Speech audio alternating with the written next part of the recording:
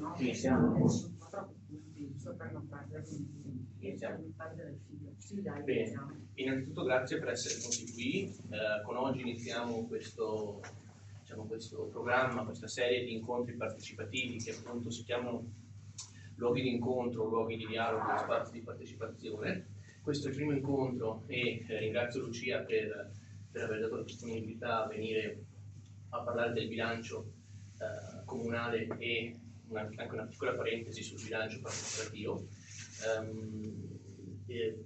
Con i mesi del 2026 parleremo anche di altri temi inerenti all'attività amministrativa o comunque la gestione del territorio della città di Belluno. Parleremo infatti del verde pubblico, parleremo del trasporto pubblico locale, parleremo dell'urbanistica, delle fontane di Nogaret e dell'intelligenza artificiale, che è un tema tremendamente attuale, quindi secondo me anche lì sarebbe un'occasione per dialogare e per parlare di come l'intelligenza artificiale entra nelle nostre vite ed entrerà sempre più nelle nostre vite. Proprio ieri poi mi hanno dato anche l'ok i ragazzi delle superiori che hanno redatto questa mappa di comunità, cioè i luoghi di incontro per i giovani, che i giovani si sentono più prossimi a loro e quindi verranno a parlare proprio in una di queste occasioni degli incontri di partecipazione delle mappe di comunità. L'obiettivo è quello sì di far conoscere l'attività amministrativa del comune di Belluno, comunque della gestione del territorio, ma anche di dialogare tra di noi e non saranno quindi solamente delle conferenze vis-à-vis, ma saranno delle occasioni di dialogo con persone esperte del settore. Oggi abbiamo Lucia che ci spiega appunto sul bilancio comunale e sulla finanza pubblica locale. Però come vedremo nei mesi successivi verranno anche altre persone e io spero che possa essere un'occasione non solo per il quartiere ma anche per tutta la città e anche per le altre frazioni che possiamo iniziare a dialogare e a interloquire su temi complessi ma che appunto possono essere portati all'attenzione di tutti. Quindi io mi taccio qui, non parlo più e lascio la parola a Lucia. Grazie.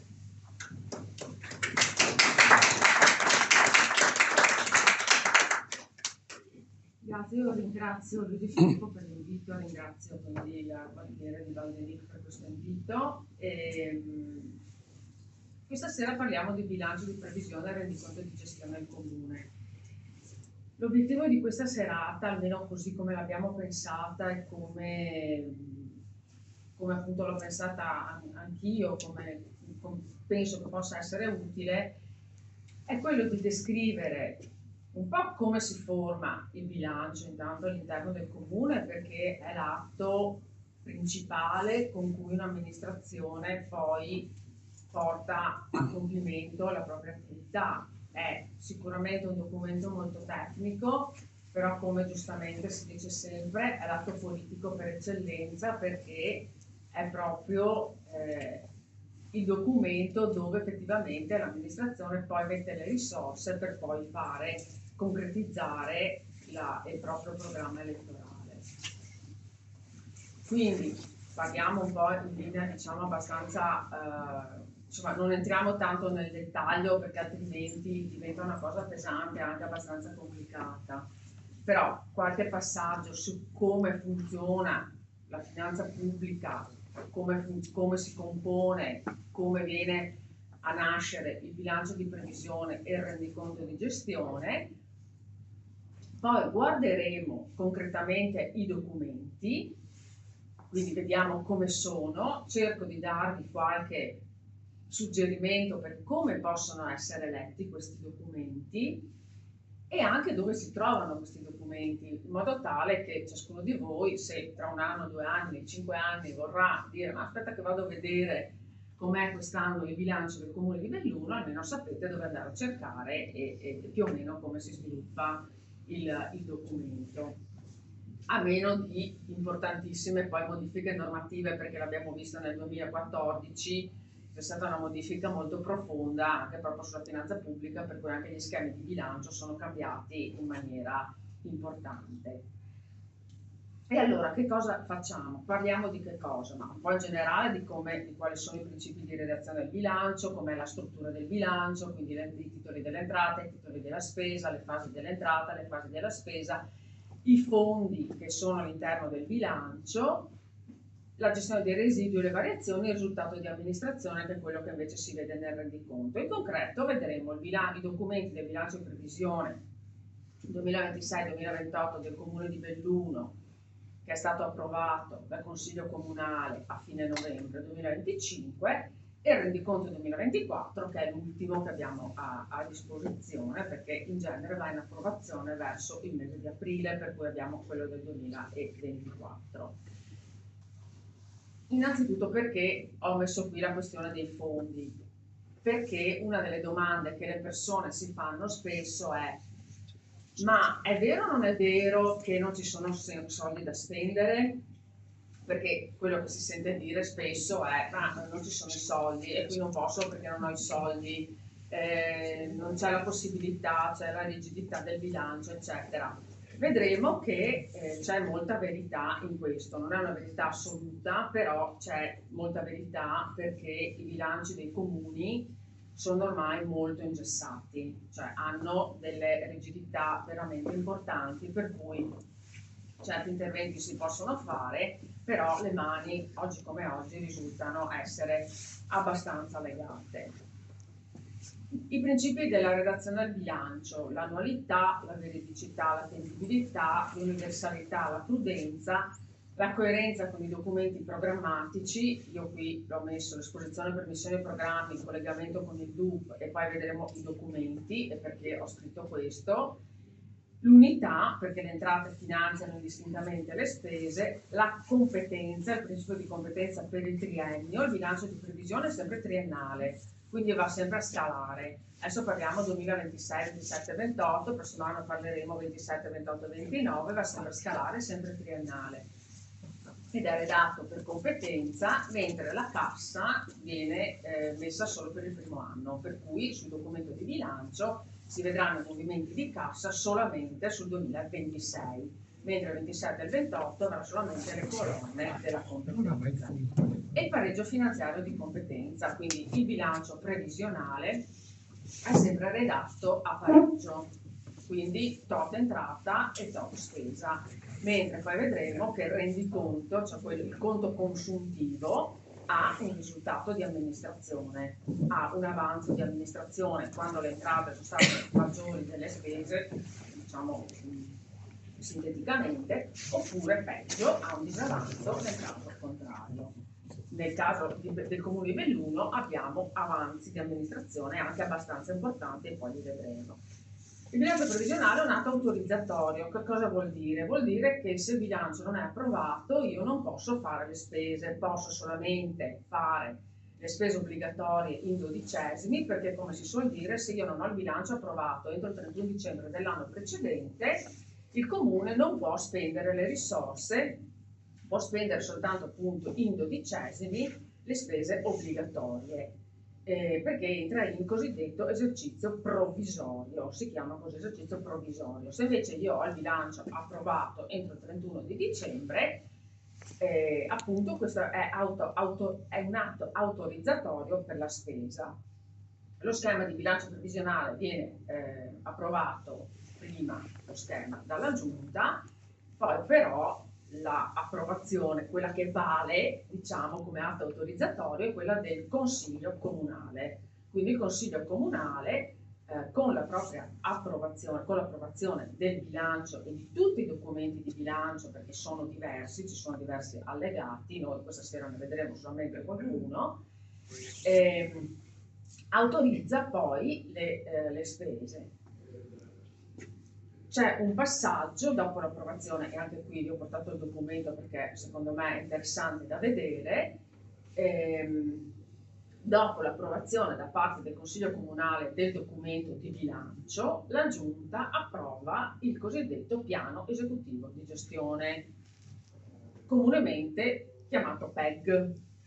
È un documento di competenza della Giunta e lì vedrete che si vedono veramente bene tutti i capitoli di entrata e tutti i capitoli di spesa, quindi da lì sì, si può capire bene dove vanno i nostri soldi, perché invece diciamo dallo schema di bilancio, lo schema di bilancio è più sintetico e da lì si possono trarre diciamo delle linee di indirizzo, perché è definito per missioni e programmi, poi lo vediamo, mentre nel dettaglio quello lo vediamo nel PEG, che è di competenza della Giunta, che è l'organo esecutivo. Le variazioni lo stesso sono approvate sempre dal Consiglio Comunale, la Giunta può fare delle variazioni di urgenza, può assumere delle variazioni di urgenza, però queste devono essere sempre ratificate dal Consiglio Comunale. Le entrate come si differenziano? Ci sono le due grandi aree, diciamo, le entrate correnti e le entrate in conto capitale. Già da qua si capisce, l'entrata corrente sono quelle diciamo continuative e sono fondamentalmente quelle tributarie, i trasferimenti che possono avvenire da parte di altri enti, in particolar modo dallo Stato, dalle regioni oppure da altri enti, le entrate extratributarie che sono soprattutto le sanzioni per esempio del codice delle multe, del codice della strada, sono per esempio i proventi dei parcheggi, sono gli incassi del museo, sono gli incassi delle mense, diciamo tutto quello che è incasso proprio del comune ma extratributario, quindi al di fuori della leva tributaria, la leva tributaria che riguarda soprattutto, so qua ho scritto ancora Tasi, in realtà la Tasi non c'è più, l'IMU e l'addizionale comunale che sono proprio le due voci principali. Poi abbiamo le entrate in conto capitale che sono quelle invece diciamo più straordinarie perché derivano per esempio dagli oneri di urbanizzazione, derivano dalle vendite immobiliari e sono quelle entrate che vanno a finanziare le spese di investimento. Diciamo che in linea generale le entrate correnti finanziano le spese correnti, le entrate in conto capitale finanziano le spese in conto capitale e questi sono i titoli della spesa. Spese correnti, spese in conto capitale, poi vabbè ci sono le altre voci ma lasciamo perdere le altre voci. Quindi le spese correnti sono proprio quelle che si fanno tutti i giorni, diciamo, quindi il personale, il riscaldamento, l'energia elettrica, le spese sociali correnti, le scuole, ecco, diciamo, il trasporto, il pulmino della scuola, la mensa della scuola, eccetera, mentre spese in conto capitali sono, diciamo, le opere pubbliche. Spese in conto, quindi le spese correnti vengono finanziate dalle entrate correnti, tranne alcune eccezioni, ma tiriamo via, lasciamo stare perché sono eccezioni. Le spese in conto capitale vengono finanziate fondamentalmente dalle entrate in conto capitale, vengono finanziate anche dalle entrate correnti, possono essere anche finanziate dalle entrate correnti, perché quando io ho, diciamo, ho un tot di entrate correnti che sono superiori a quelle spese correnti che voglio finanziare, quel di più posso usarlo per finanziare la spesa in conto capitale. Le spese in conto capitale poi vengono molto spesso finanziate con l'avanzo di amministrazione, cioè quello che mi rimane dall'anno precedente, la parte però spendibile, che poi vedremo che non è tanta, la parte spendibile rispetto a quella che abbiamo. L'unità elementare delle entrate e della spesa si chiama capitolo e poi tutti questi capitoli li vedremo all'interno del piano esecutivo di gestione. Come dicevo prima, c'è il principio del pareggio di bilancio, quindi il bilancio di previsione deve sempre dimostrare il pareggio, quindi io devo sempre essere in pareggio quando faccio una previsione, non posso mai essere, non sono né sopra né sotto, sono sempre in pareggio. Ho 100 di entrata e 100 di spesa, non devo dimostrare di essere bravo, di dire ho 100 di entrata e 80 di spesa, no, ho 100 di entrata e 100 di spesa, le differenze eventualmente le vedrò in sede di rendiconto.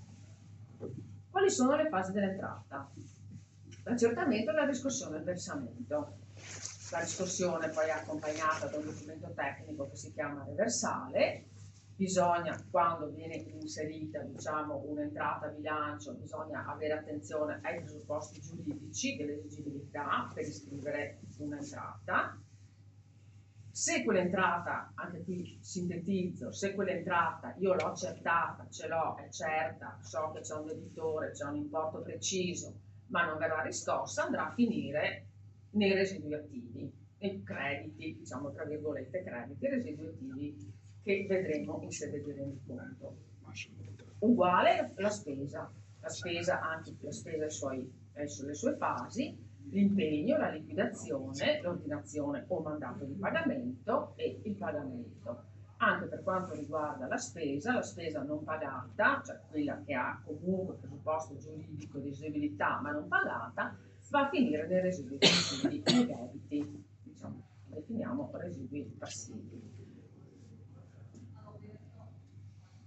Parliamo un attimo dei fondi, perché prima vi dicevo, si sente sempre dire non ci sono soldi, non ci sono soldi. È vero o non è vero? Beh sì, c'è molta verità in questo. Perché? Perché all'interno del bilancio comunale ci sono tutta una serie di somme che devono essere, diciamo così, congelate. Quindi io quei soldi ce li ho, ma non li posso spendere. Per esempio il fondo della spending review è stato introdotto in questi ultimi anni, nel 2025 è stato incrementato ulteriormente, è un elemento di concorso agli equilibri di finanza pubblica, è un fondo di accantonamento dentro la parte corrente del bilancio, quindi nelle spese correnti. Dentro le spese correnti io devo bloccare un certo tot di soldi. Nel 2026 nel bilancio del comune sono fermi per questo motivo 180.000 euro e quelli sono bloccati come fondo spending review. Il fondo di riserva, anche questo è un fondo obbligatorio che viene inserito nello schema di bilancio, sempre nella parte corrente. Nel bilancio comunale ammonta a 130.000 euro. Questo però è un fondo disponibile diversamente da quello di prima, nel senso che se durante l'anno ci sono delle spese urgenti oppure non previste, oppure magari delle volte insomma ci sono delle spese anche piccole, 2-3 mila euro, dice cosa faccio? Beh, prelevo dal fondo di riserva. A volte vengono fatti dei prelievi anche di 20-30 mila euro, dipende da quello che devo andare a fare. È come, diciamo così, metto una saccoccia a parte e da lì posso prendere durante l'anno. Il prelievo dal fondo di riserva è di competenza della giunta comunale, che poi semplicemente comunica al consiglio, dice guardate che ho prelevato 10.000 euro perché si è staccato un tonaco da un soffitto, era urgente, dovevo intervenire e quindi ho prelevato 10.000 euro per fare questo intervento.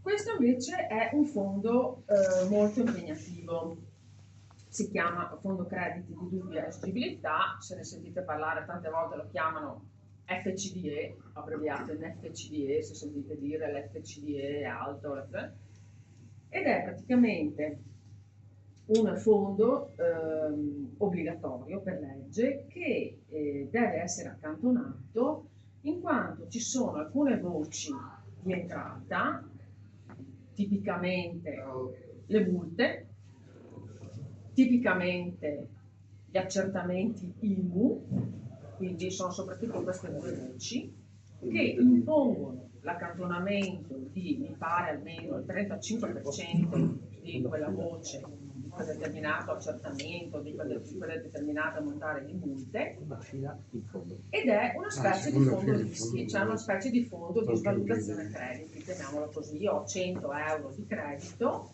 devo metterne almeno, mi pare, almeno il 30-35% a fondo crediti di dubbia esigibilità. Siccome le somme da accertamento IMU oppure le somme anche che arrivano dalle multe sono elevate, lo spazio finanziario occupato da questo fondo è altissimo, perché in conto competenza 2026 è quasi 1 milione di euro, nel rendiconto, quindi nell'anno, diciamo nel consuntivo, ormai ha raggiunto quasi 10 milioni di euro, perché ci sono diciamo queste somme molto importanti di residui attivi che derivano da accertamenti, che derivano da multe, Il meccanismo di calcolo di questo fondo è abbastanza rigido e cattivo, diciamo così, tale per cui nel bilancio comunale di Belluno sono fermi quasi 10 milioni di euro per il fondo crediti dubbi. È un problema che non ha solo il comune di Belluno, è un problema che hanno tutti i comuni quando si dice non possiamo, abbiamo i soldi e non li possiamo spendere, è anche tanto per questo motivo. E il comune di Belluno peraltro è un comune virtuoso perché per esempio, io qui non l'ho scritto ma certo esiste un altro fondo che è un fondo di garanzia sui debiti commerciali, laddove un ente non rispetta certi parametri di pagamento delle fatture deve accantonare delle somme per garantire i pagamenti di queste fatture. Siccome il comune di Belluno è un comune che è un buon pagatore perché rispetta i 30 giorni dei pagamenti, non è obbligato ad istituire quel fondo, diciamo, di garanzia dei debiti commerciali. I residui del bilancio, abbiamo detto prima, sono praticamente crediti e debiti, residui attivi e residui passivi, devono essere sempre verificati ogni anno per il loro mantenimento all'interno del rendiconto. Quindi la Giunta ogni anno deve verificare che quei crediti e quei debiti siano ancora, diciamo, buoni, quindi crediti che possono essere recuperati e i debiti che debbano effettivamente essere pagati, altrimenti vanno cancellati. La cancellazione dei residui attivi diminuisce l'avanzo di amministrazione, la cancellazione dei residui passivi invece lo fa aumentare, cioè tolgo attivo oppure tolgo passivo, perché i residui vanno a finire nel risultato di amministrazione. Le variazioni di bilancio, ho detto prima, possono essere, si vengono assunte, vengono sempre approvate dal Consiglio Comunale, possono essere fatte anche in via urgente dalla Giunta. Il risultato di amministrazione, come dicevo, il bilancio di previsione è sempre redatto a pareggio, invece il rendiconto, il conto consuntivo, esprime sempre che il risultato di amministrazione è un avanzo o un disavanzo e è determinato sia per la parte di competenza, cioè guardo esattamente entrate e spese del 2025, per esempio, oppure del 2024, che è quello che vedremo, e però anche in parte residui, crediti e debiti. Sto molto semplificando, crediti e debiti. Se ho tanti crediti avrò più avanzo, se ho tanti debiti avrò meno avanzo. Risultato positivo, l'avanzo nei limiti del possibile può essere utilizzato negli esercizi successivi. Tipicamente viene utilizzato per finanziare le spese di investimento. Marciapiedi, bitumature, immobili, eccetera.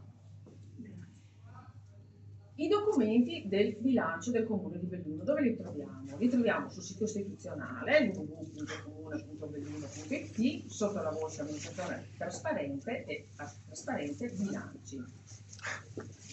Allo schema di bilancio sono allegate le delibere e i documenti che ne fanno parte integrante. Per esempio, prima della delibera di bilancio vengono assunte tutta una serie di delibere, tipicamente quelle tributarie, quindi le aliquote IMU, il piano finanziario, il piano tariffario della Tari, cioè dell'industria delle immondizie, le varie tariffe, il piano delle alienazioni immobiliari e tutta un'altra serie di documenti. Al bilancio, sia preventivo che consultivo, è sempre allegata la relazione al collegio dei revisori. Quindi, e voi trovate all'interno del sito tutti questi documenti. E quindi è possibile incidere sulla destinazione delle risorse pubbliche e come si può creare una partecipazione sui temi di bilancio? Allora, sì, si può incidere, ripeto, in parte marginalmente perché appunto il bilancio comunale risulta essere abbastanza ingessato per i vincoli che ci sono e per il fatto che la larga parte delle entrate è assorbita da spese obbligatorie. Si può creare però una partecipazione sui temi di bilancio attraverso il sistema del bilancio partecipativo, però questo io lo lascerei un attimo sullo sfondo e lo riprendiamo dopo. vorrei farvi vedere i documenti del bilancio, cioè come è fatto il bilancio del comune. Questo è il bilancio del 2000, previsionale del 2026-2028 ed è fatto così. Parte con le entrate, quindi ci sono tutte prima le pagine delle entrate, non so se si vede abbastanza, è un po' sfocato, proviamo a...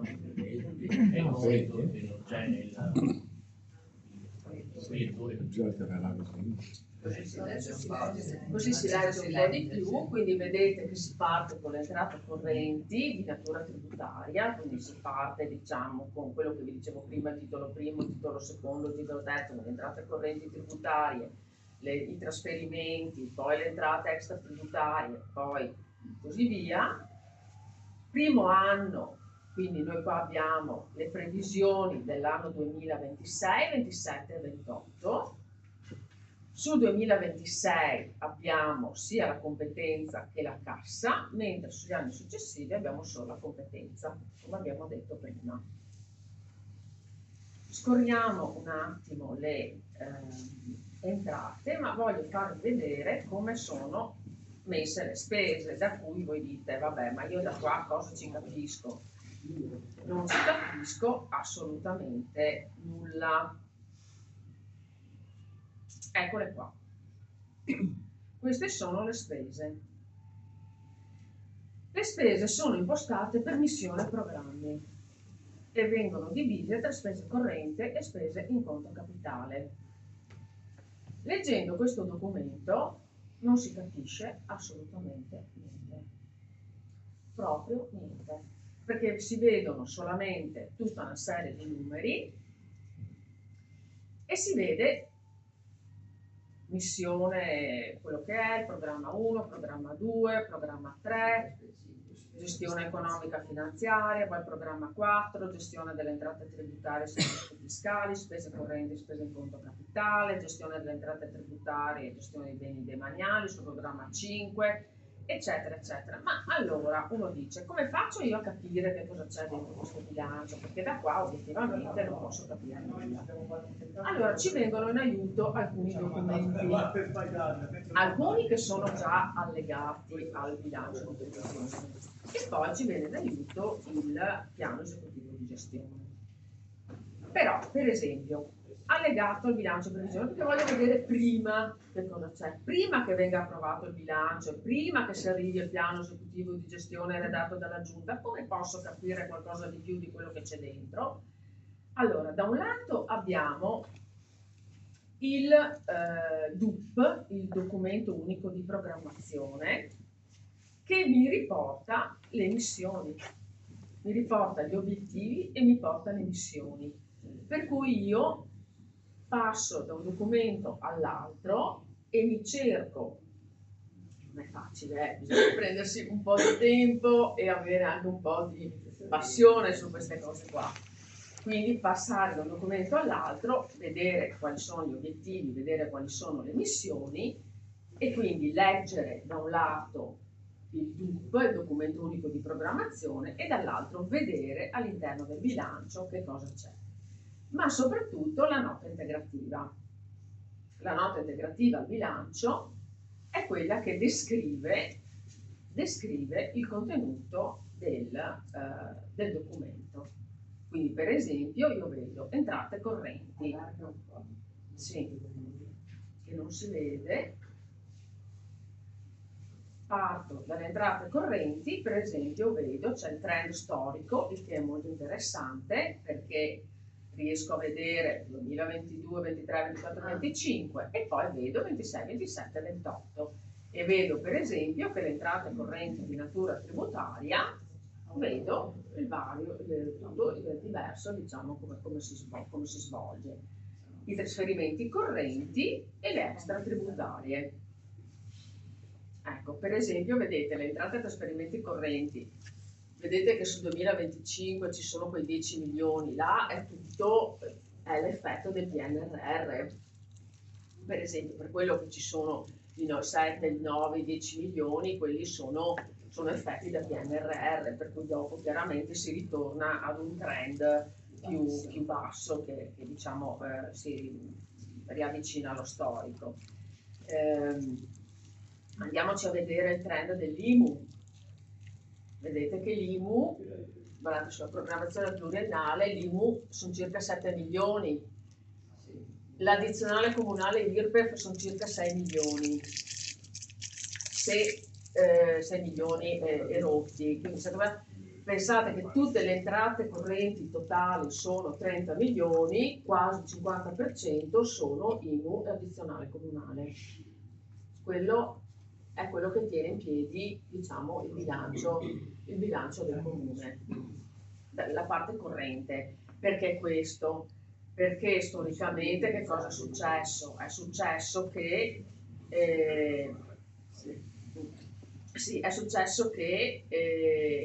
una volta c'erano i trasferimenti dallo Stato, c'erano tantissimi trasferimenti da parte dello Stato. Quei trasferimenti via via sono decisamente diminuiti, adesso mi pare che siano solo di 3 milioni di euro, e quindi è stato, diciamo, tutto un po' anche buttato in capo ai comuni, cioè i comuni devono usare la leva fiscale per tenere in piedi il proprio bilancio, che sulla parte corrente soffre molto. E perché soffre molto? Perché abbiamo detto il totale delle entrate correnti sono circa 30 milioni, tenete conto che quasi un terzo più o meno sono le spese del personale. Le spese del personale, che chiaramente è necessario per l'erogazione dei servizi.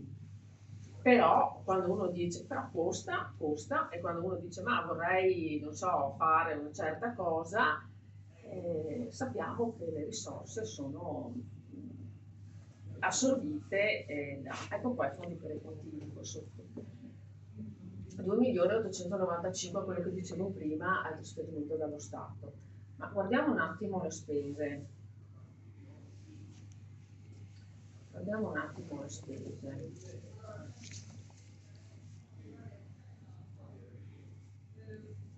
Per esempio qua.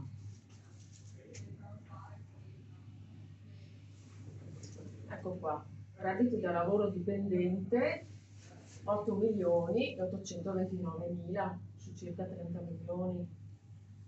Quindi per quello il bilancio è anche ingessato, perché ci sono delle spese, diciamo, obbligatorie fisse che assorbono molte risorse. Il bilancio del comune di Belluno, pur essendo un comune capoluogo, non ha tantissime risorse, pensate 30 milioni, niente alla fine della fiera. Ecco, vediamo un po'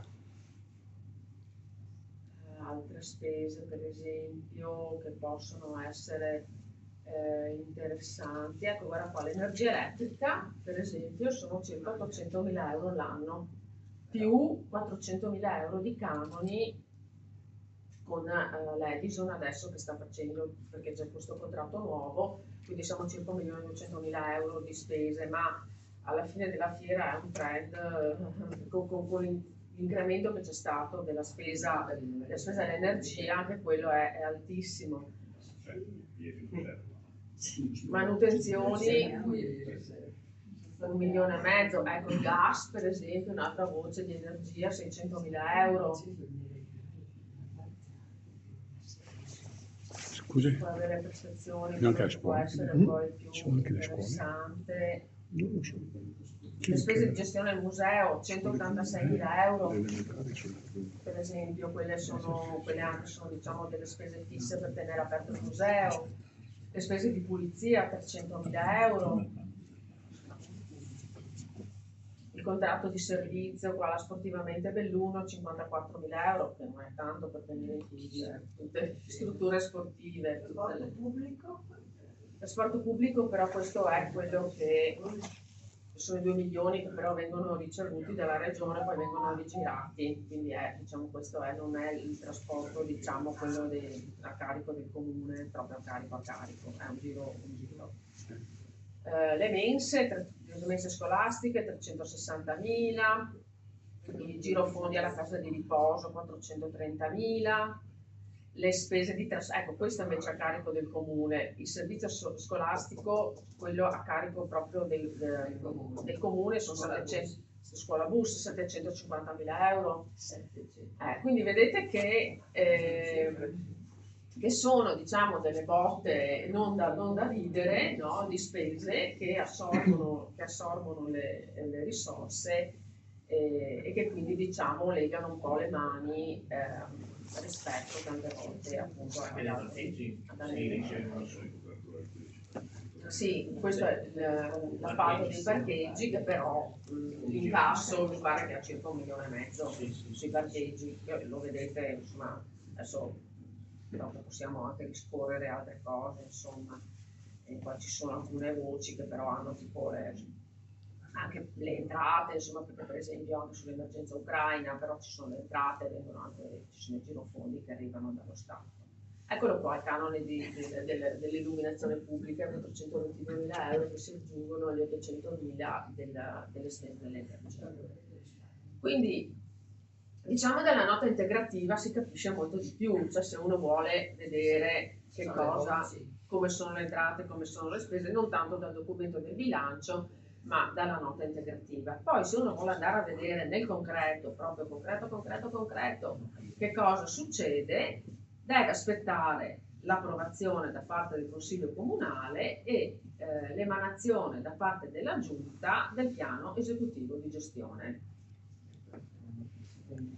che è appunto di competenza della Giunta, organo esecutivo, che quindi dettaglia, perché qui diciamo siamo ancora in un ambito generico, diciamo così, di indirizzo generale, seppur insomma con chiaramente la sua collocazione. Ma nel piano esecutivo di gestione noi qua abbiamo tutto, cioè abbiamo tutti i capitoli di entrata e di spesa. Di entrata e di spesa, quindi c'è tutto. Quindi per esempio, non so, vediamo, adesso qua sono ancora sull'entrata, però qui uno può provare, per esempio se noi scriviamo le prestazioni, cosa? È del 24? Questo è del 26. Questo è del 26. Per esempio, acquisti, visto che poi parliamo del partecipativo, acquisti per frazioni, beni da magazzino, 10.000 euro. Allora noi sappiamo che ci sono 10.000 euro messi a bilancio per destinato alle frazioni, per acquistare beni tipo, cosa non so, la sappatia, non so cosa fare, insomma, i beni. E poi ci sono viabilità, interventi nelle frazioni e interventi vari sulle frazioni, aspetta, eccoli qua, interventi nelle frazioni 50.000 euro, quello sopra, 50.000 euro, quello sopra, 50.000 euro, interventi vari nelle frazioni. Qua nel PEG si vede tutto. Adesso non stiamo qua a scorrere tutto, io vorrei solamente dirvi, volete andare a vedere che potete trovarlo in questo documento. Per esempio sul verde pubblico, quanto è destinato all'assessorato? Quindi, allora, beh, qua c'è tutto, perché qui abbiamo manutenzione verde pubblico, però sono più voci, per esempio lo sfalci reti stradali, per esempio sfalci reti stradali sono 560.000 euro, per esempio sfalci, ambiente, parchi, giardini e verde pubblico, gestione dei parchi sono altri 115.000 euro. Sì, questo è proprio diciamo, il dettaglio delle spese approvate. Questo è il dettaglio di tutte le spese approvate, che deriva, diciamo, questo documento deriva dal bilancio, diciamo, dal documento di bilancio che abbiamo visto prima, appunto autorizzato dal Consiglio Comunale, poi proprio nel dettaglio si trova all'interno del piano esecutivo di gestione approvato dalla Giunta. Qui si vede appunto si trova tutto nel dettaglio. Scusa, un po' di fare. Sì, c'è qualcosa di aperto? No, perché il qua fa caldo del solito.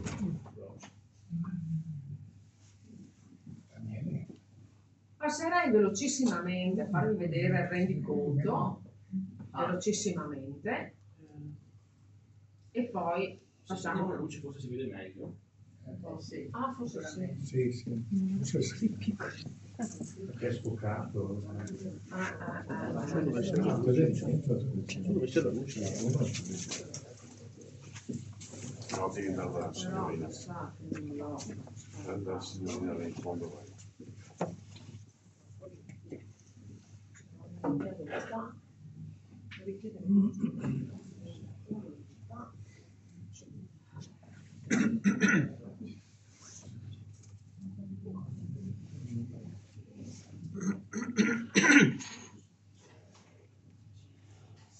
e poi facciamo due parole sul bilancio partecipativo e poi facciamo le domande, se no qua.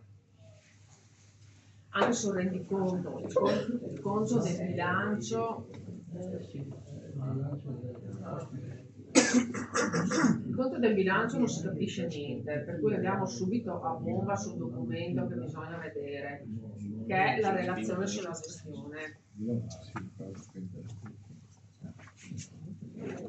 Sulla scrivania. Forse così. Sì, è proprio piccolo. Adesso arriviamo alla pagina, poi la allargo.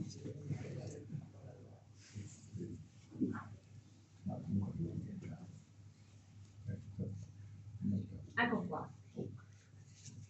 Guardiamo il risultato di amministrazione, parliamo del 2024.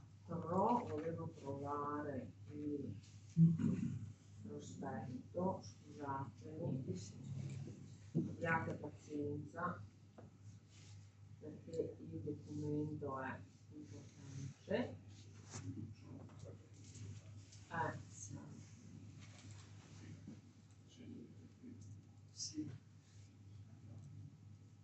Allora vedete qua che noi abbiamo volevo vedere se c'era, ecco qua, l'avanzo di competenza 2024 sono 7 milioni di euro, l'avanzo di competenza, e poi c'è l'avanzo che deriva dalla gestione dei residui, l'avanzo dei residui. In totale avanzi di amministrazione risultano 21 milioni, ma appunto parliamo del 2024, quindi l'anno scorso, vedete che 11 milioni sono accantonati non spendibili, quasi 9 milioni sono il fondo crediti di dubbia esigibilità che vi dicevo prima. Poi c'è la parte vincolata che sono altri 5 milioni e 600 mila euro. La parte disponibile 4 milioni e 3, quella che normalmente viene utilizzata per finanziare spese di investimento. Quindi vedete che comunque sia uno ha magari tantissimi soldi, ma poi in realtà ne può spendere, diciamo, solamente una parte. Io non vi dico altro sul rendiconto. Sul rendiconto, se volete andare a vedere, ripeto, lasciate perdere il conto del bilancio che non si capisce e guardatevi la relazione sulla gestione, che è questa, che anche con dei grafici o comunque sia con degli schemini mi dice, guarda, che ne so, guarda com'è andato, guarda com'è stato l'avanzo di amministrazione, com'era 2024, 23, 22, del 17 su, com'è andato l'avanzo di amministrazione, come si compone, parte accantonata, parte vincolata, la parte quella che si può proprio spendere, soprattutto spendere sugli investimenti, è sia quella destinata a investimenti che quella disponibile. Però vedete che è una parte, diciamo, veramente piccola rispetto al totale del risultato dell'avanzo di amministrazione. E sul documento appunto che si chiama relazione della gestione, vado avanti, si trova un po' quello che abbiamo visto prima, ma consuntivo. tutte le tabelle, che ne so, per esempio, dell'andamento delle entrate correnti tributarie, qual era la previsione, quali accertamenti ho fatto, la percentuale dell'accertato sulla previsione, quanto ho riscosso e quanto va a residuo.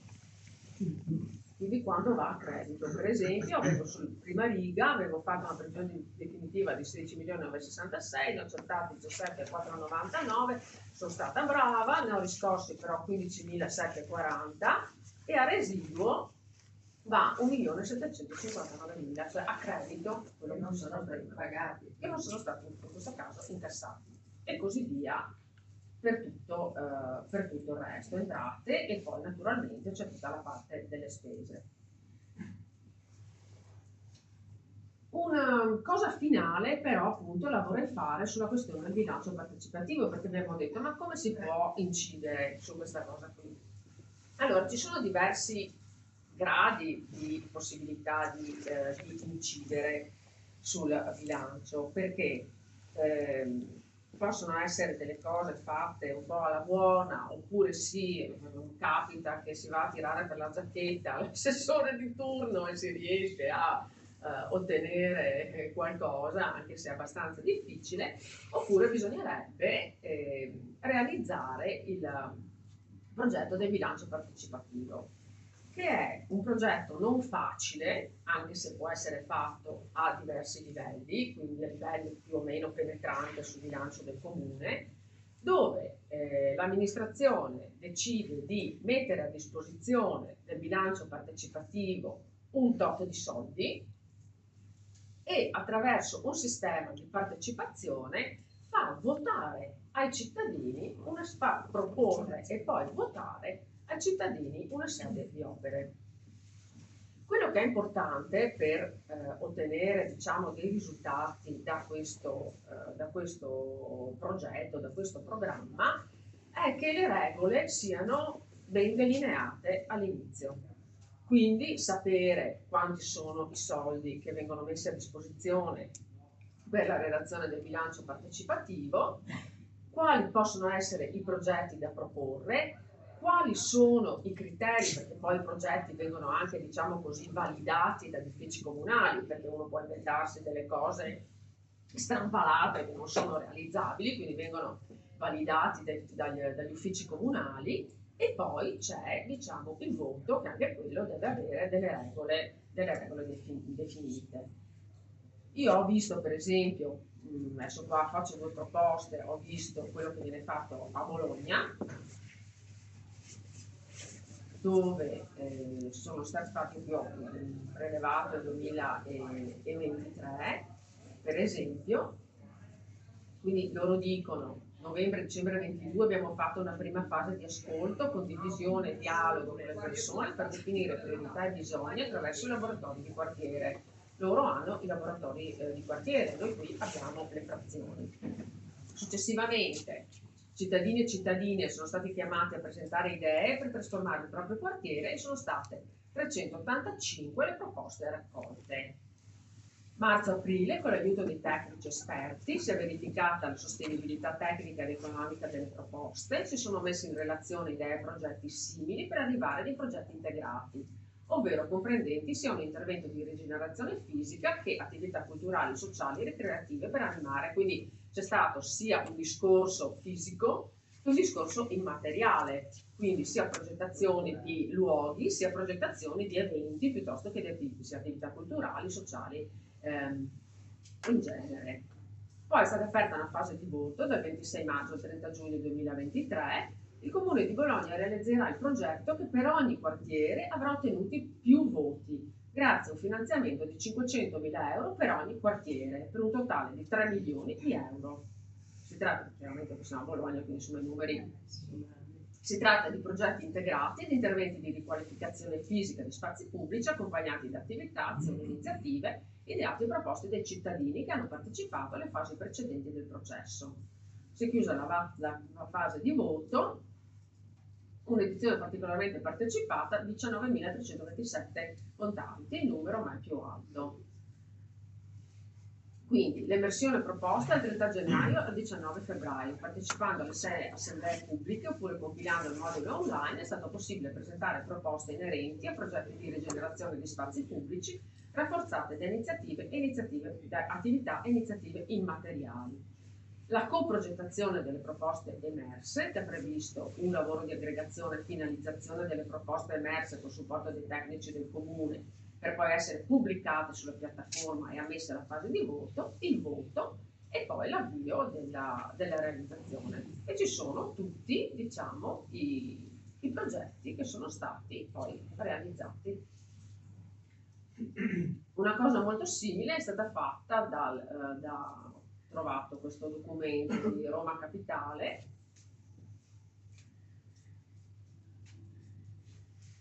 Qui per esempio parlano di cosa hanno proposto.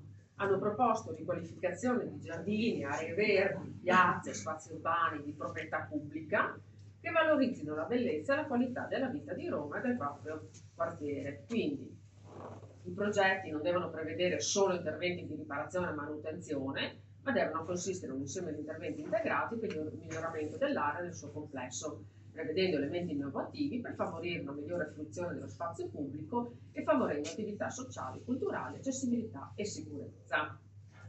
Quindi non reclami, eccetera. Dice tutto il territorio, chi può partecipare, cittadini iscritti, non residenti, eccetera, eccetera. Come partecipare online oppure partecipando sul territorio agli incontri. Anche qui mettono le tempistiche, quindi puoi proporre al massimo 5 proposte online, puoi partecipare agli incontri pubblici, poi anche qui mettono il tempo dal 12 ottobre al 21 ottobre, puoi votare online esprimendo fino a 3 preferenze. Qui per esempio prevedono anche delle premialità già prima, dicono, diciamo, diamo dei voti in più, diamo dei pesi in più ai progetti che hanno particolari, diciamo, aspetti, per esempio una premialità attribuita per rilevanza per la collettività piuttosto che più categorie, eccetera. C'è il timing di sviluppo della progettazione, quindi giugno, luglio, agosto, settembre, ottobre, quindi partono da giugno, arrivano a ottobre, ci sono le proposte, i sostegni delle proposte, le valutazioni tecniche, anche qua la valutazione tecnica, quindi ovviamente gli uffici comunali tecnici devono validare i progetti che sono stati presentati, la pubblicazione poi quindi viene fatta, diciamo, una scrematura dei progetti che sono stati presentati in base alla loro realizzabilità dal punto di vista tecnico, eccetera, quindi vengono scremati, la pubblicazione delle proposte, il voto e poi dopo le graduatorie e poi la realizzazione dei progetti. Qui ci sono tutte le modalità. Per esempio qui parlano nel 2020 hanno messo 20 milioni, Roma Capitale ha messo 20 milioni di euro per le progettazioni partecipate. Diciamo che è un sistema che ha una sua complessità perché prevede, riceviamo la è diciamo, un'attività che presenta una sua complessità perché comunque ci sono questi incontri di partecipazione sul territorio, però si può anche arrivare gradualmente all'elaborazione di questa, diciamo, partecipazione pubblica, anche diciamo cominciando anche in maniera un po' più bonaria, senza magari proprio avere tutte queste fasi, eccetera. Naturalmente serve un impegno, una disponibilità politica, quindi serve la disponibilità politica, quindi da parte dell'amministrazione in carica. Ci sono alcuni comuni che hanno proprio l'assessorato specifico al bilancio partecipativo, che hanno l'ufficio dedicato per il bilancio partecipativo, i comuni più strutturati e dove, diciamo, il processo è più complesso. Ma si può partire anche da qualcosa di più semplice, però appunto bisogna partire da una disponibilità politica da parte dell'amministrazione di dire metto a disposizione un tot di risorse per i progetti, diciamo, di partecipazione pubblica fare gli incontri sul territorio. Noi abbiamo le frazioni, quindi all'interno delle frazioni l'assemblea frazionale fa, come peraltro Vallenica ha anche già fatto autonomamente, proponendo all'amministrazione alcuni progetti che sono stati reputati importanti per la frazione. Una validazione naturalmente tecnica da parte degli uffici ci deve essere, perché non possiamo certo pensare di realizzare tutto, e poi si procede, insomma si può partire anche da cose piccole per poi dopo magari realizzare un qualcosa di più, però si può fare. Ci sono diversi comuni, anche adesso qui abbiamo visto Roma e Bologna, per cui due grandi città, però ci sono anche comuni molto più piccoli che lo fanno. È un percorso diciamo forse un po' lungo e complesso per arrivare ad avere proprio il vero bilancio partecipativo, se vogliamo dirla così, però ripeto, si può partire anche dalle cose un po' più piccole. Serve naturalmente la disponibilità politica da un lato e la partecipazione pubblica dall'altro, perché senza queste due cose non si riesce, diciamo, a portare a casa il risultato. Beh, ci deve essere sì la disponibilità politica di dire metto a disposizione, a priori metto a disposizione una fetta di bilancio, grande, piccola, quello che si può, anziché magari decidere io. Ecco, qui prima che non vi ho fatto vedere, nella nota integrativa al bilancio di previsione c'è il famoso piano degli investimenti. Il piano degli investimenti, questo è un documento importante, è dentro la nota integrativa, quindi dentro il bilancio, eccolo qua, no? Qui abbiamo, aspetta che poi è proprio piccolo, abbiamo il piano cosiddetto degli investimenti. Allora, anziché decidere io, l'amministrazione, io giunta, io maggioranza, che non so, faccio interventi all'asilo nido per 240.000 euro, magari non sono neanche tanto così urgenti, dico vabbè, comincio, metto a disposizione delle frazioni 250.000 euro, le metto a disposizione delle frazioni e faccio dei progetti partecipati. Vengono fuori progettini da 20.000 euro, da 10.000, da 30.000, quello che è, però si può anche cominciare, prendo un esempio a caso, però appunto anziché magari decidere già e mettere già il piano degli investimenti così già definito, strutturato, si potrebbe anche dire una parte di questi fondi li metto a disposizione della progettazione partecipata. Abbiamo visto che i fondi non sono tantissimi, però qualcosa si può fare.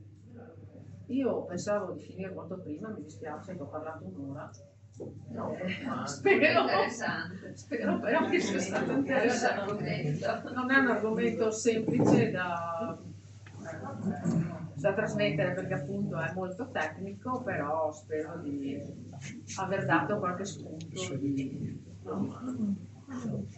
Lucia, scusa, sì. Ma se ti venisse data la possibilità questa sera, così nel mondo dei sogni, di poter decidere quale quota per i progetti di partecipazione assegnare, e rispetto a quel bilancio che hai qui in mano, che cosa potresti dire? Come ti muoveresti per individuare qual è questa cifra adeguata? No, appunto, io partirei proprio da questo, proprio dalla fine, quello che ho detto alla fine, cioè partirei dal piano degli investimenti, e nel caso in cui non ci fossero degli investimenti urgenti, cioè caratterizzati da un'urgenza, quei fondi lì potrebbero essere 200-300.000 euro, li metterei a disposizione, e magari una quota anche in parte corrente, 50.000 euro di parte corrente dei lavoretti, 170.000 euro di parte corrente dei lavoretti. Io da là partirei senza grossi patemi, perché queste somme secondo me potrebbero anche essere, diciamo, prese per cominciare. Poi dopo è anche tutta una questione anche proprio di provare a cominciare, perché potrebbe anche essere che la città magari non avrebbe neanche voglia di rispondere, perché, cioè, come dicevo prima, serve la disponibilità politica, serve poi anche la partecipazione, diciamo, pubblica, oppure potrebbero esserci certe frazioni che elaborano e certe frazioni che magari non elaborano, quindi è anche un po' tutto in divenire. Però io partirei da là. Adesso io ho detto 300.000, ma potrebbero essere magari 1.400 in parte investimenti, ecco, magari se non sono diciamo dei lavori proprio urgenti da fare. Anche perché comunque sia anche quello che propongono le canzoni, poi possono essere suggeriti. In realtà avevamo cominciato Sì. 20 anni fa. Sì. Avevamo cominciato, ma c'era un presupposto molto diverso, e non 27 operazioni, perché con 27 operazioni diventa impossibile gestire un bilancio partecipativo, oggi ne sono 6. Quindi 27 già questa dimensione spezzetta un po' troppo l'eventuale domanda. Si era iniziato con la dimensione dei vecchi consigli di quartiere e si era messa a disposizione una parte del bilancio, attorno ai 300.000 euro, per vedere quali opere in ogni quartiere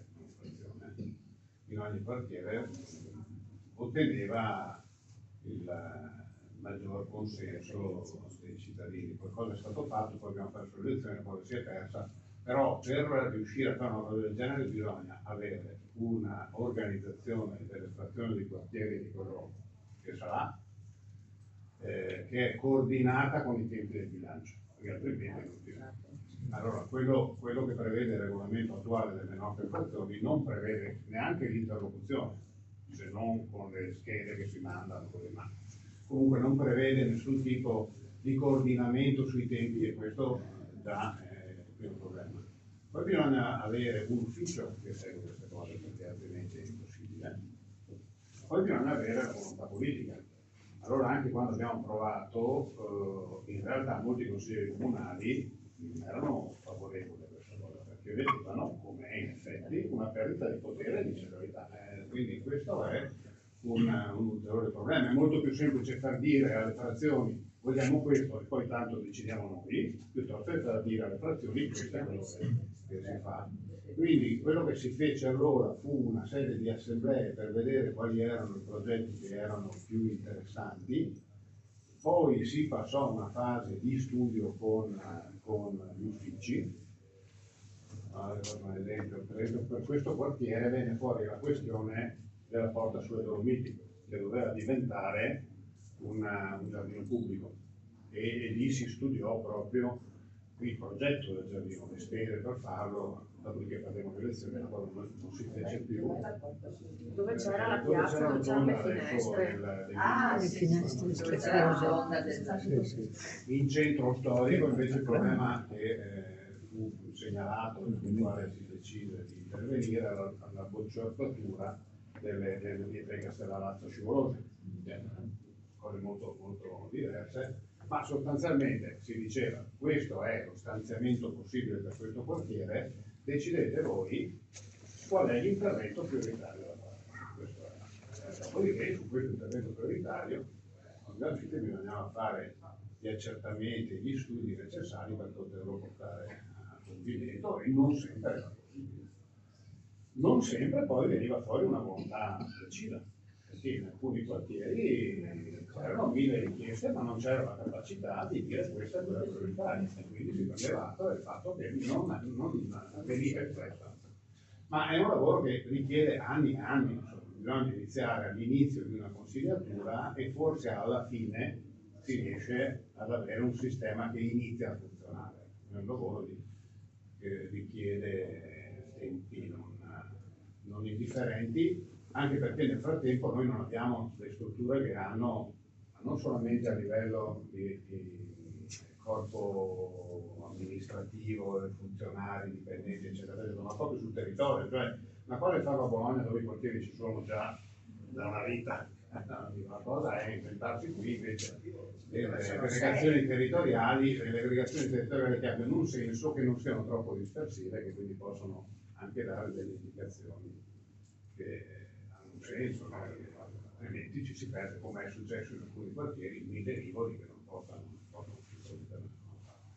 Quindi quello andrebbe ripreso, insomma, se si vuole pensare al bilancio partecipativo. Era la versione più semplice, diciamo così, la versione smart, possiamo dire, Sì, ma sì, perché poi si può fare anche, sì, è una cosa che si può fare anche gradualmente, nel senso che appunto anche deve partire subito a bomba, però appunto anche un percorso, anche forse anche di aggiustamento, poi dopo tra l'amministrazione e la partecipazione pubblica in quartiere, no? 27 frazioni sono Sì, tantissime. sì, sono tantissime, loro appunto, noi leggevamo appunto Bologna, hanno fatto 6 incontri, si inizia lì. 6 quartieri li gestisci meglio di 27. Certo, 27 diventa molto impegnativo, però quello che bisognerebbe avere chiaro fin dall'inizio appunto sono le regole del gioco, quindi quando i soldi sono a disposizione, i criteri, quindi appunto come è stato anche scritto in questi documenti, no, la manutenzione,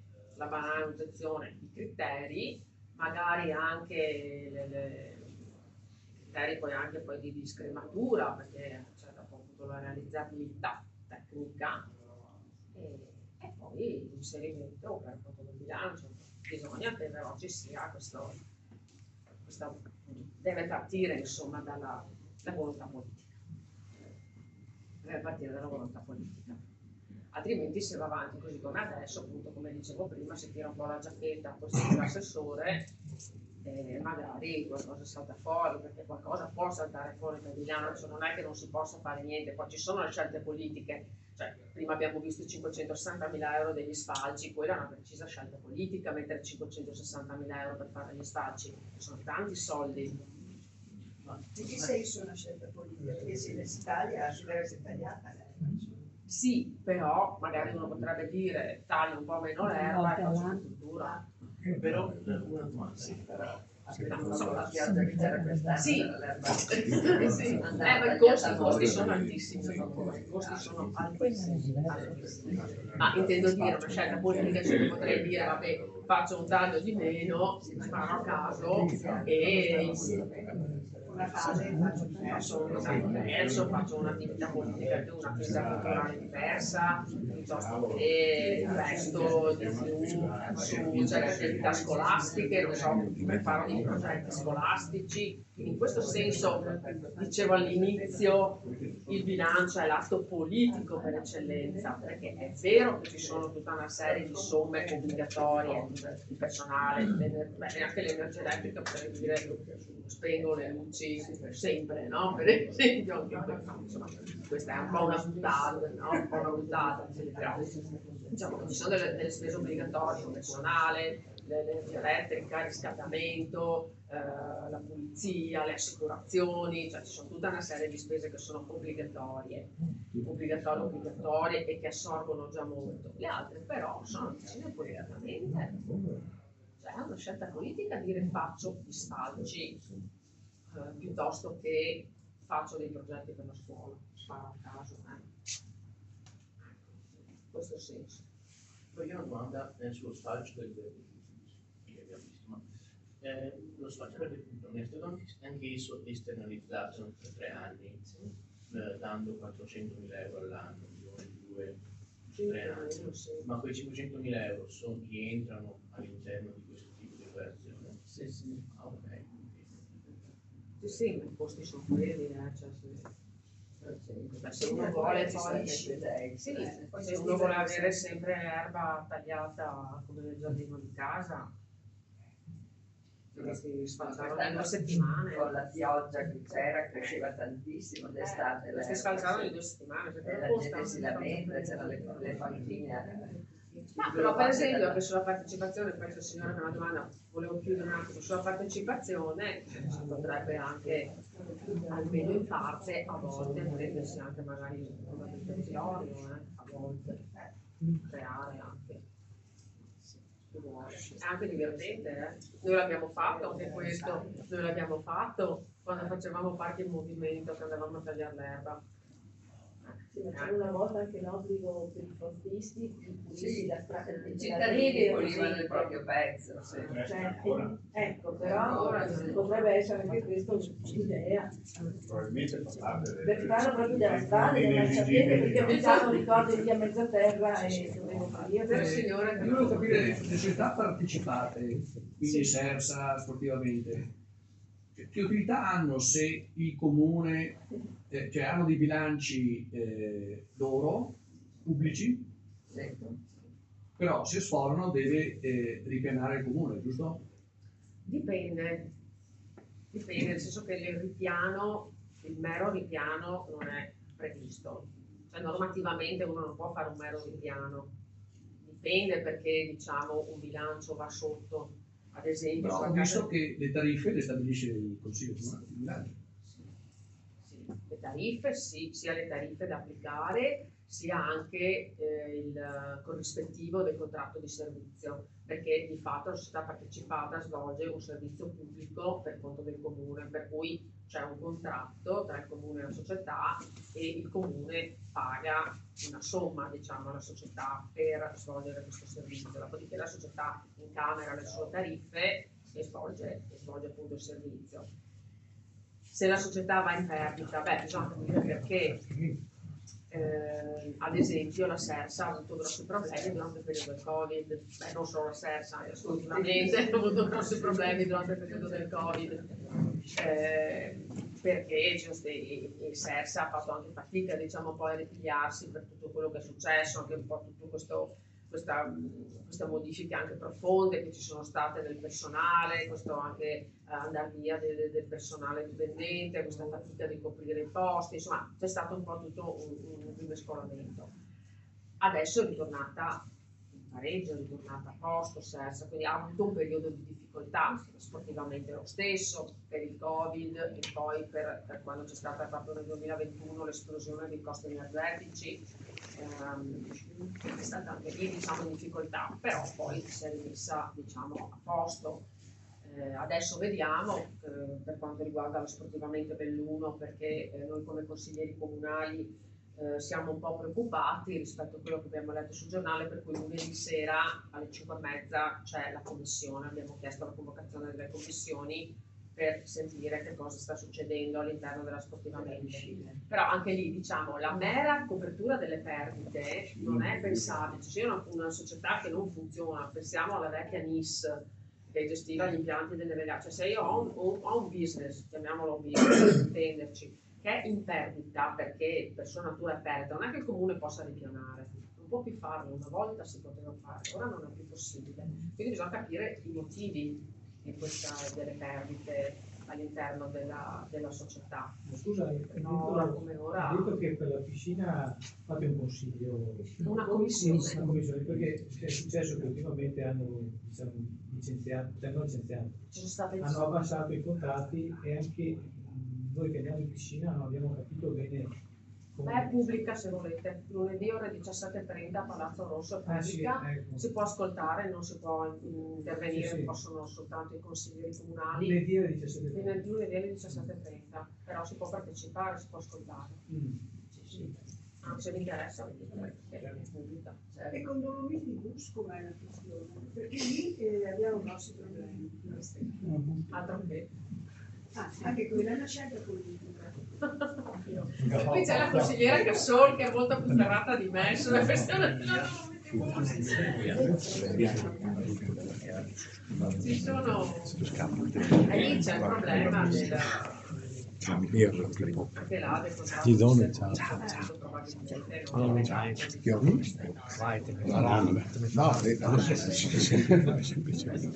entrate e uscite. Sì, è vero. Ciao, conto economico.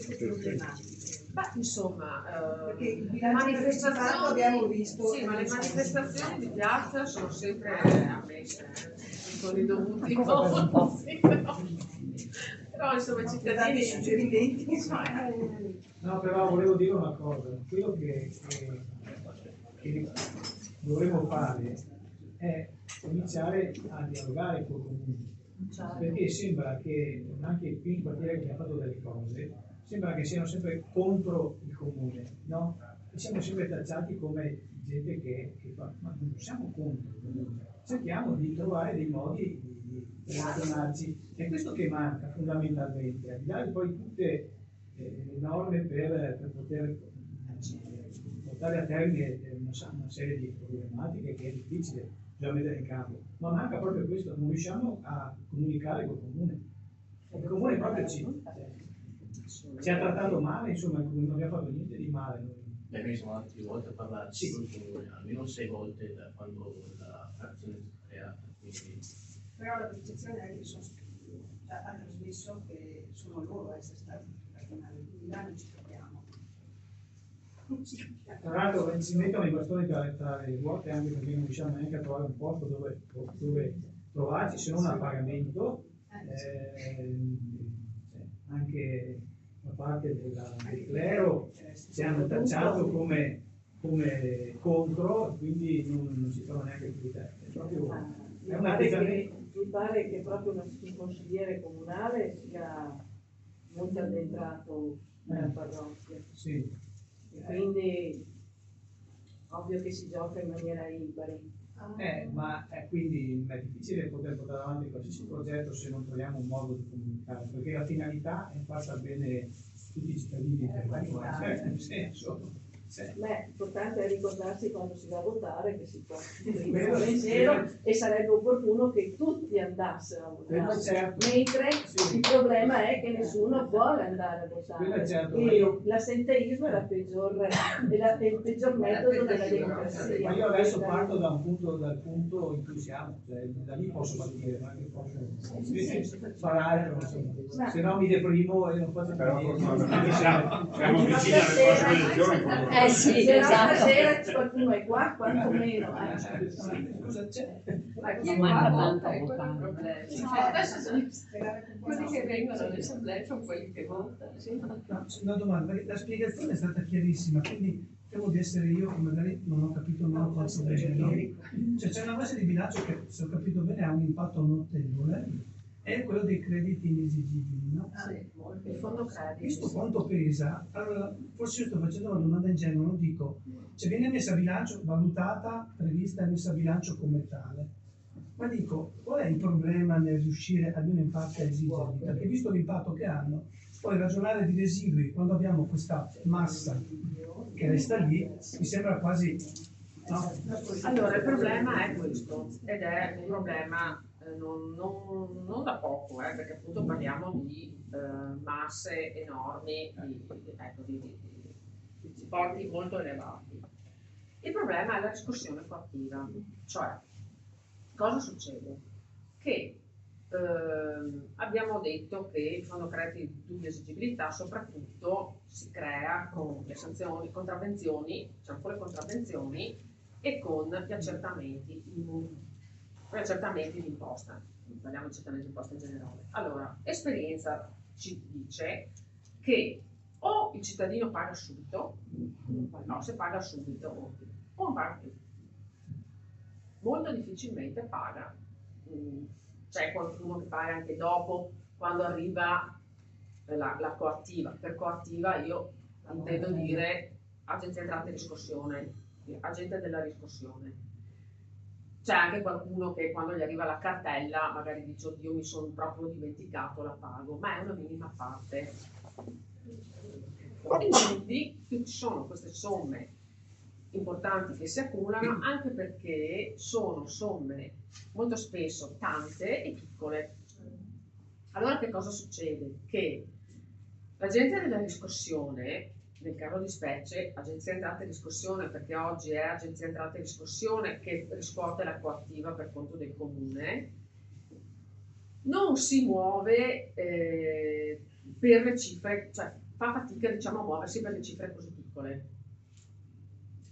Si muove, come tutti quanti noi sappiamo, in maniera anche violenta per i tributi erariali per lo Stato, quindi IVA, IRPEF, queste cose qua, si muove per l'INPS, no? Quindi là si muove, ti fa il fermo amministrativo, ti blocca i crediti verso la pubblica amministrazione, ti fa il pignoramento sul conto corrente, cioè parte con tutte queste forme, diciamo, coattive appunto per riscuotere. Sui crediti dei comuni questa cosa non viene fatta, probabilmente perché è una cosa diciamo anche costosa e quindi viene un po' lasciata un po' così. È un problema che avevo già visto ancora quando ero assessore io, quindi già parlo di diversi anni fa. Diversi anni fa che cosa avevamo fatto? lusingati, devo dire, dalle proposte dell'Unione Montana Valbelluna, io ero arrivata in Consiglio Comunale con la delibera per trasferire la discussione coattiva a Unione Montana Valbelluna. È qua nel posto, è qua vicino, perché poi ci sono anche altri soggetti che fanno la coattiva, soggetti privati, società private, Abaco, per fare un nome. Però non hanno l'ufficio qua, quindi magari c'è il contribuente che vuole rateizzare, che magari ha qualche problema, quindi non hai un front office, che non è molto carino. Quindi avevo questa idea, diciamo, dell'Unione Montana Valbelluna. Dopodiché, alla resa dei conti, l'Unione Montana Valbelluna dice sì, ti faccio la coattiva, ma tu devi darmi una persona, perché io non ho il personale per seguire questa mole, diciamo, del comune di Belluno. E lì è cascato il palco. Allora,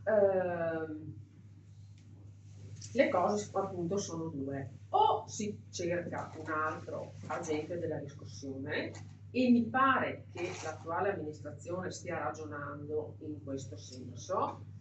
Se fossi io oggi, me la farei internamente. Cioè, andrei a... capisco che c'è il problema del personale, perché c'è il problema della difficoltà del personale, che c'è poca gente, che questo è vero, però ci sono anche diciamo, le priorità. Allora, se io devo avere 10 milioni di euro bloccati dentro il bilancio perché non riesco a avere i soldi, forse la mia priorità oggi è quella di avere del personale che fa questo. Tu lo formi, bisogna formarlo, devono avere le qualifiche, non è una cosa che si fa dall'oggi al domani, neanche questa come il bilancio partecipativo, però probabilmente, cioè se fossi io ci penserei seriamente. L'ho anche detto in Consiglio Comunale, per la verità, io ci penserei seriamente, perché comunque tu sei comune, hai appunto il front office, hai i cittadini, puoi parlare eccetera, e puoi gestire sei un ufficio, hai la percezione immediata di quello che succede, cioè, capisco le difficoltà del personale e tutto, però forse anziché fare altro, adesso non voglio fare esempi perché oggi ho promesso al capo frazione che non faccio politica, perché non vengo come consigliere comunale di opposizione, quindi non faccio esempi concreti su cosa toglierei. Dico solo che io questa cosa qui oggi ci penserei seriamente a questa modalità. Poi, se posso aggiungere, sposo questo che è stato detto, se posso aggiungere, visto da quello che è stato detto, si tratta di tante cifre piccole, quindi stiamo dicendo che c'è un problema di evasione molto diffuso. Sto dicendo che a questo punto parlare di bilancio partecipato con i cittadini in una città dove molta gente che ha seconde o terze case e ha conti in banca, da quanto dice l'Istat, non da poco, sembra che sia un problema fare il proprio dovere dei cittadini. Cioè forse il primo modo per partecipare a un bilancio è quello di pagare le tasse. Cioè diventa quasi una contraddizione di termini, perché se ci fossero pochi che non pagano va bene, da quello che mi sembra di capire è molto difficile. Diciamo che qui c'è anche tutto un accumulo, perché come dicevo all'inizio, dal 2014 sono cambiate le norme in materia di finanza pubblica, è cambiato proprio anche visivamente il bilancio, è cambiata la modalità di redazione del bilancio, i criteri contabili. E quindi c'è anche proprio questo accumulo, però l'accumulo adesso c'è ed è gravoso, è molto gravoso. È una cosa di cui i cittadini dovrebbero essere... Sì. Cioè nel momento in cui mi lamento che non c'è luce nei lampioni, magari dovrei domandarmi... Cioè, dovrebbe andare a dire, cioè, magari ai sospesi... Politico ma nel senso sociale, nel senso, ragazzi, un terzo del bilancio è bloccato lì, cioè è una cosa che forse tanti magari non sanno. Soprattutto sì, soprattutto sì. Dopo c'è anche altro, ma la cosa grossa sono quelle, perché anche solo le multe che pesano circa 1 milione di euro all'anno, diciamo, sul bilancio, quelle poi dopo la riscossione è quella che è. Se usassero un vigile di notte farebbero un po' di multe di più, perché di notte... Perché dopo le devono pagare. Oppure anche le multe, per esempio, che ne so, tante volte si dice, ma si diceva prima ad esempio, no, non sfalciano, non si tiene la siepe così, no? Ecco, non si tiene la siepe, boh, vai a fare la multa, magari sono 30 euro, perché poi alla fine parliamo di cifre magari 30-40 euro così, non te la pagano. Cioè, quindi è un cane che si morde la coda, no? Allora bisognerebbe agire